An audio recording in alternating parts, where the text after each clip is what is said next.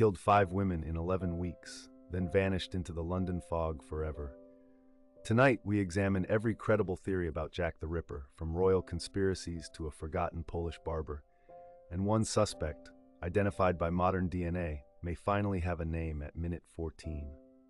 Autumn, 1888. London is the largest city on Earth, the beating heart of an empire that stretches across a quarter of the globe.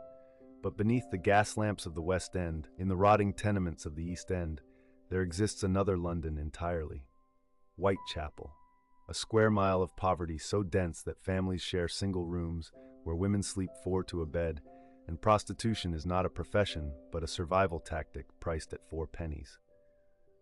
It is here, in the foggy alleys between Commercial Street and Brick Lane, that a killer steps out of the darkness and into history. He will murder at least 5 women in 11 weeks. He will mutilate their bodies with what police describe as surgical precision. He will taunt the press with letters signed in red ink, and then, as suddenly as he appeared, he will vanish. No conviction, no confession, no body in the dock. For 137 years, the world has been asking the same question. Who was Jack the Ripper? Tonight, we walk through every serious theory, every named suspect, every forensic breakthrough, and every dead end. By the time this video ends, you will know more about the Whitechapel murders than 99% of people who have ever heard the name. And you will have to decide for yourself which of these shadows belongs to the real man. First, the crimes themselves. The Metropolitan Police eventually identified 5 murders that fit a single hand. They called them the Canonical Five. On the 31st of August, 1888, the body of Mary Ann Nichols, known as Polly, is found in Bucks Row. Her throat is severed by 2 deep cuts. Her abdomen is opened with a long, jagged wound. The killer worked in less than 5 minutes, in near total darkness, without a single witness hearing a scream. 8 days later, on the 8th of September, Annie Chapman is discovered in the backyard of 29 Hanbury Street. The mutilations are worse. Her intestines have been lifted and placed over her shoulder. Her uterus has been removed and taken away. The post-mortem surgeon, Dr. George Bagster Phillips, will testify that the killer demonstrated anatomical knowledge. That single sentence will fuel a century of theories. Then comes the night of the 30th of September, the double event. In a single hour, the killer strikes twice. Elizabeth Stride is found in Dutfield's yard with her throat cut, but her body is otherwise untouched. Most investigators believe he was interrupted by a pony cart turning into the yard. Frustrated, he walks 15 minutes west into the city of London and finds Catherine Eddowes in Mitre Square. This time he has time. He cuts her throat, opens her abdomen, removes her left kidney and a section of her uterus, and slices her face. Part of her blood-stained apron is found later in Goulston Street, beneath a scrawl of chalk on a brick wall. The words, according to the constable who found them, read, "The Jewes are the men that will not be blamed for nothing." Sir Charles Warren, Commissioner of the Metropolitan Police, orders the writing erased before dawn, terrified it will spark anti-Jewish riots. The destruction of that single sentence is arguably the greatest evidentiary failure in the history of British policing. The final canonical victim is Mary Jane Kelly. On the 9th of November, in a single rented room at 13 Miller's Court, the killer is undisturbed for perhaps 2 hours. What he does to her is, even by modern standards, almost unspeakable.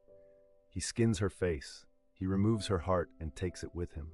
The photographs taken by police that morning are still studied at forensic academies today, and they are still considered some of the most disturbing crime scene images ever recorded. And then nothing. The murders simply stop. Whoever Jack was, he either died, was institutionalized, was imprisoned for something else, or left England. He never strikes again under that name. Now we move to the suspects, and there are over 100 of them. We will focus on the ones that history and modern forensics still take seriously. The first official list comes from Sir Melville Macnaghten, who joined the Metropolitan Police in 1889 and wrote a confidential memorandum in 1894, naming 3 men he considered more likely than not to be the Ripper. The first is Montague John Druitt, a 31-year-old barrister and assistant schoolmaster who drowned himself in the Thames in early December 1888, just weeks after the Kelly murder. MacNaughton claimed Druitt's own family believed he was the killer. Druitt was educated, possibly mentally ill, and his suicide conveniently aligns with the end of the murders. The problem is that there is no evidence he had any medical training, no evidence he was ever in Whitechapel, and on the day of at least one murder, he was reportedly playing cricket in Dorset, over 100 miles away. Modern researchers consider him a weak suspect promoted by a police force desperate to close the case. The second name on MacNaughton's list is Michael Ostrog, a Russian-Polish con artist and thief with a history of violent insanity. He was committed to asylums multiple times, used dozens of aliases, and claimed to be a surgeon, though there is no proof he ever held a medical qualification. For decades, he was a serious candidate. Then in the 1990s, researchers discovered French prison records showing Ostrog was incarcerated in Paris for theft during at least 2 of the canonical murders. He is now effectively eliminated. The third name is the one that has dominated Ripper studies for the last 40 years. Aaron Kosminski, a Polish-Jewish barber living in Whitechapel, paranoid, schizophrenic, eventually committed to Colney Hatch Lunatic Asylum in 1891. Chief Inspector Donald Swanson, in marginal notes written in his copy of a memoir, claimed that a key witness identified Kosminski but refused to testify against a fellow Jew. Sir Robert Anderson, head of CID, also pointed to a low-class Polish Jew without naming him. For over a century, Kosminski was the leading suspect on paper. Then, in 2014, a businessman named Russell Edwards announced that mitochondrial DNA extracted from a shawl allegedly found near Catherine Eddowes' body matched a living descendant of Kosminski. The findings were published in a peer-reviewed journal in 2019.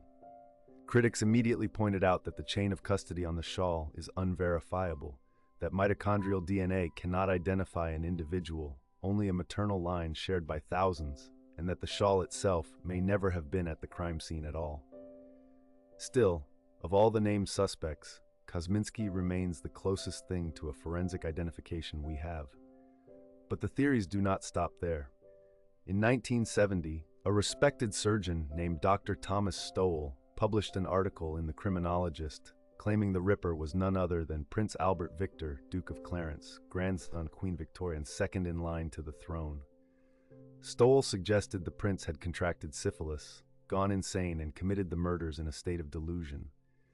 The story exploded across the world. It was lurid, it was royal, it was perfect. It was also nonsense. Court records show Prince Albert Victor was in Scotland or Sandringham on the dates of at least 3 of the murders, verified by official engagement diaries and witness lists. Stowell himself retracted parts of the story before his death. Yet the royal theory mutated. Author Stephen Knight expanded it in 1976 into a sprawling conspiracy involving the royal physician Sir William Gull, the painter Walter Sickert, and a Masonic cover-up to silence prostitutes who knew about a secret royal marriage. The Knight theory inspired the film From Hell. It is also, according to every serious historian, entirely fictional. Gull was 71 years old and had suffered a stroke. He could not have overpowered 5 women and run through Whitechapel undetected. Walter Sickert, however, refused to die as a suspect. The American crime novelist Patricia Cornwell spent millions of her own money in the early 2000s trying to prove Sickert was the Ripper. She bought his paintings, tore some apart looking for evidence, and commissioned DNA testing on Ripper letters. She found a partial mitochondrial sequence on one envelope that she said was consistent with Sickert. Critics noted the same sequence is consistent with roughly 1% of the European population. Sickert was obsessed with the Ripper murders as an artist, painted disturbing scenes inspired by them, and even lived in a room a landlady claimed had once been rented by the killer. But obsession is not guilt. Most Ripperologists now consider Sickert a deeply strange man fascinated by the case, not its author. There are other names that recur. Francis Tumblety, an American quack doctor arrested in London in November 1888 on charges of gross indecency, who fled to the United States and was investigated by Scotland Yard as a serious suspect. Inspector Littlechild named him in a private letter in 1913. Tumblety reportedly kept a collection of preserved uteri in jars, which is, to put it mildly, suspicious. but he was a large, flamboyant man with a distinctive mustache, and no witness description of the Ripper matches him. Then there is James Maybrick, a Liverpool cotton merchant whose alleged diary surfaced in 1992, in which the author confesses to being Jack the Ripper. The diary has been examined repeatedly. Some ink analyses suggest it is consistent with Victorian materials. Others suggest the ink is too modern. Most document experts believe it is a forgery, though by whom and when remains disputed. Maybrick himself died of arsenic poisoning in 1889, allegedly murdered by his wife. More recently, attention has turned to lesser-known figures. Charles Allen Lechmere, a carman who discovered Polly Nichols's body, has been promoted by researcher Christer Holmgren as a strong suspect. Lechmere used the alias Cross when speaking to police, lived along routes connecting several murder sites, and was effectively the first person to be near a victim. He gave his evidence calmly, was never treated as a suspect, and disappeared into ordinary life. The case against him is circumstantial but eerie.